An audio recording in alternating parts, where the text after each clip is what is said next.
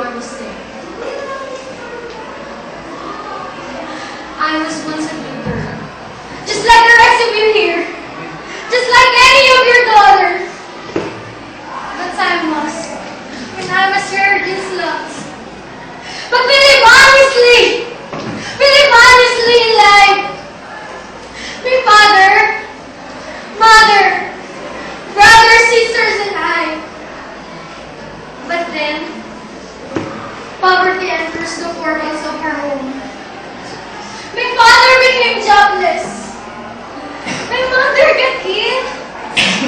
The small savings that my mother had for her expenses were all spent.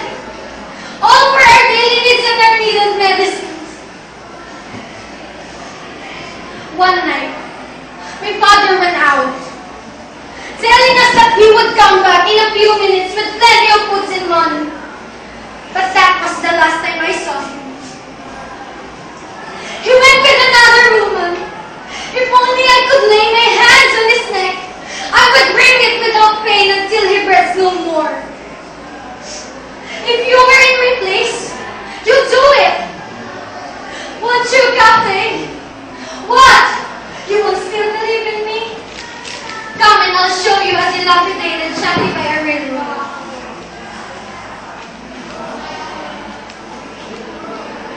Mother,